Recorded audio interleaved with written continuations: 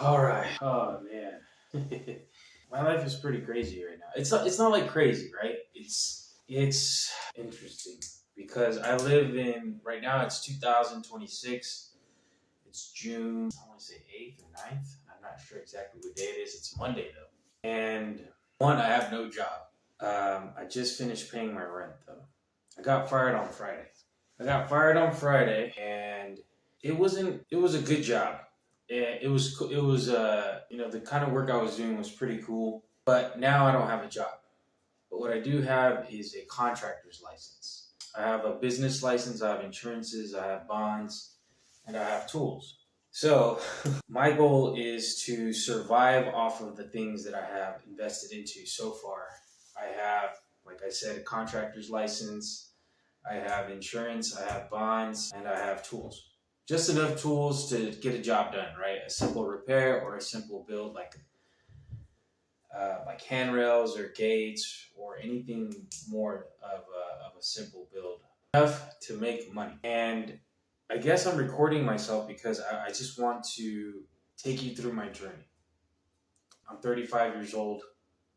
I'm up here in Northern California. I have been a welder by trade for years. And I've come to a point where I've just become extremely tired of working at manufacturing companies or just being an employee. I know one thing. I haven't been very successful as an employee. Now, I don't know how that's going to translate into being a successful business owner. But I've had some success as a business owner.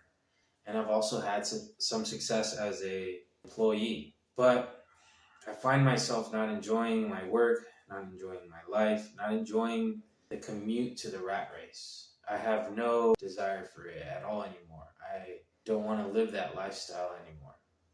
And I've questioned this for many years already. And finally, throughout the years, I've been able to set myself up to where I can do my own business if I wanted to. Now, I started my own mobile welding business about 2 years ago, maybe a little over 2 years ago now, because I got fired from a job that I had at a custom hot rod shop. And after I got fired, I got really fired up. After I got, no pun intended, I got really fired up to just do my own thing. I believe that when you go to a job, or if you go to a job and you have no plans and you have no tools or any kind of way to make money besides the job that you go to, I believe that you pretty much put all your eggs in one basket when you go to a 9 to 5 and you depend on your employer to give you work, right? So that way you could have a purpose, have something to do, and not only that, but earn your daily bread, which is, whatever, how much you make in a day and in a week and in a month to pay all your bills, right? So I got fired and I had nothing. I didn't have nothing. I had some tools, right? But I had no business license, and I had a vision to have my own business because I had been thinking about this for many years. And so, and I've dabbled in it somewhat, but never really just took the leap of just starting my own business with what I had. But I was very lucky in the time that I was putting tools together and figuring out the whole business deal and how to like bring in customers and how to advertise myself and things like that. And I got very lucky because my mom gave me she gave me over $1,000 to start my business, and I have a very supportive girlfriend, and she's been helping me through it. And at the time that I got my first business license through the city, it wasn't a contractor's license, but I was able to do some jobs.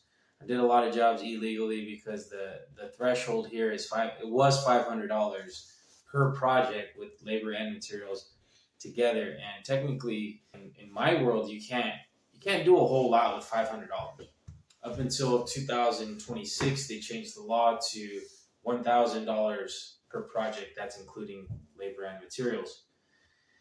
So I worked on getting my contractor's license, and I lollygagged a lot because I had a job at the time that was paying me pretty decent. My rent wasn't too crazy and my overhead wasn't too crazy. So I was able to save a little bit of money and spend some money, go out and have fun with my girl which is now my fiance, and just live my life. I got too comfortable, and with that comfortability, I would go day in or day by day going into work. I had a boss or a supervisor, I should say, that wasn't very. I didn't like his leadership skills and or his management skills. He was very micromanagey, and then he wouldn't manage me, and then it was just weird. This supervisor created kind of a toxic work environment because of his lack of leadership. And so he kind of just made my life kind of suck for the time that I was there. I didn't really like it. He made me feel like shit a lot, mostly because I think he was just jealous of me. I don't know why he would be, but that's the only thing I could think of, when you come across a hater. But yeah, so I recently walked away from that job. In the 2 years that I worked there, I spent many years, or in those 2 years, I spent many days, I should say, contemplating how the heck to get out of there. And I told myself this was going to be the last job that I ever worked. And after this job, I was going to build my business. And with whatever I had, I was just going to try to grow, and move forward. But I've come across some issues since then. I've been blessed and I've gotten good, some good jobs, some good customers who had big projects and have been able to pay me for the job, the work I have done, and I'm very grateful for that.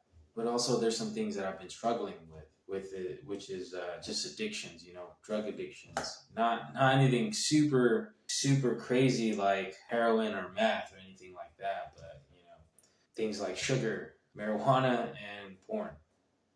So all the average things that people struggle with. I don't want to make it sound all nonchalant and things like that, because all those three things are very, very potent things that literally destroy your life faster than normal if you don't have a hold on them, especially pornography, then weed, and then sugar, all having to do with your mental health and or your physical health. But I do have hobbies. I live in a town where there's many places to hike and to walk, ride a bike. And I also have other hobbies that, push me to use my physical boundaries more than just standing around or sitting around. I don't want to get into those too much right now, but what I really want to just document is where I am right now. 35 years old, 35 and a half. It is June. My birthday's in December, so that makes me 35 and a half years old. And I'm just trying to figure it out. So come with me. I'm going to try my best to document everything on my journey, but we'll see. So follow me.